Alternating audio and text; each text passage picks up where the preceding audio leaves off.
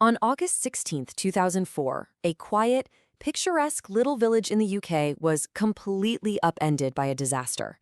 In just a matter of hours, a literal wall of water just tore through Boscastle, changing its landscape and really its future forever. Which brings up a really important question. How on earth does a simple afternoon rainstorm turn into a full-blown catastrophe?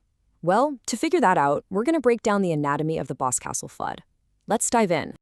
So to really get what happened here, we need to look at this unique and frankly devastating mix of factors that all came together on that one single day.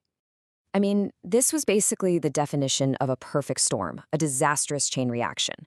It all kicked off with an unusually intense storm that just parked itself right over the area. All of that immense rainfall then got funneled by the valley's steep sides, which acted like a giant natural funnel.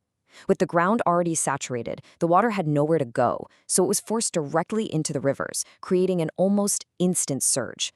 The result? A catastrophic flash flood. And to put this into perspective, we're talking about over 200 millimeters of rain. That's nearly 8 inches, pounding this tiny valley in just a few hours. That is an insane volume of water that the landscape just wasn't built to handle. It's an absolutely exceptional amount for such a concentrated spot. So this event created what geographers call a flashy hydrograph. Now, I know it sounds like a technical term, but the idea is actually pretty simple. It means the local rivers, the Valency and the Jordan, went from being perfectly calm to a raging torrent almost instantly. The time between the heaviest rain and the peak river flow was incredibly short. And that's the most dangerous part, right? It meant there was practically zero warning for the people in the village below. You know, the flood's immense power didn't just flow through the village, it physically scarred the landscape. Let's take a look at the deep environmental wounds it left behind. Honestly, the best way to picture this isn't just as water. Think of it more like a liquid bulldozer. This torrent was churning with rocks, trees, and all sorts of debris, and it just scoured the valley floor, literally reshaping the land as it went. The transformation was just stark. What was once a green, thriving valley with stable riverbanks was left completely stripped bare. The floodwaters carved out totally new, wider channels and just washed entire ecosystems away. And when you look at the specifics, it's staggering. We're talking about massive soil erosion that stripped away fertile land, the kind that could take decades, maybe even centuries to recover.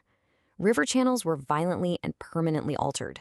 And crucial habitats for fish and wildlife, they were just buried under tons and tons of sediment. It was a total brutal reset of the local ecosystem. But of course, this environmental devastation wasn't happening in some remote wilderness. This was a valley where people live and work. And for them, the human and economic cost was just immense. Over 50 properties, we're talking homes, shops, cafes, were either badly damaged or completely destroyed. For a small village so reliant on tourism, this wasn't just property damage, it was like an economic heart attack. I think nothing illustrates the flood's raw power quite like this. The water tossed cars around like they were toys, just sweeping them down the village streets. This very image became a symbol of the disaster's raw, unbelievable force. And the financial toll to fix all of this? An estimated £15 million. Now that is a massive, massive burden for a small community, covering everything from rebuilding homes and businesses to repairing crucial infrastructure like roads and bridges. But now, we come to the most important and maybe the most surprising number in this entire story: 0. That's right.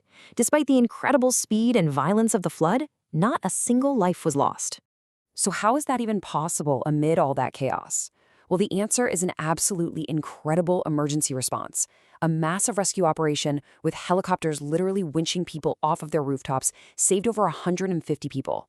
It's really an amazing testament to human ingenuity and courage in the face of nature's awesome power. So when the water finally receded, what was the lasting legacy of the Boscastle flood? What are the critical lessons that we can all take away from this disaster? Well, the key takeaways are pretty clear. Boscastle was a harsh lesson in just how local geography can turn extreme weather into a full-blown catastrophe. It really hammered home the critical value of disaster preparedness and laid bare just how fragile local, tourism-based economies can be. In short, it was a major wake-up call. And this brings us to our final thought. You see, the story of Boscastle isn't just history. As extreme weather becomes more and more common all around the world, its lessons are more urgent than ever. So, the question for us is this: what is the most important lesson from Boscastle? Is it about the terrifying power of nature, or is it about the incredible power of human resilience to overcome it?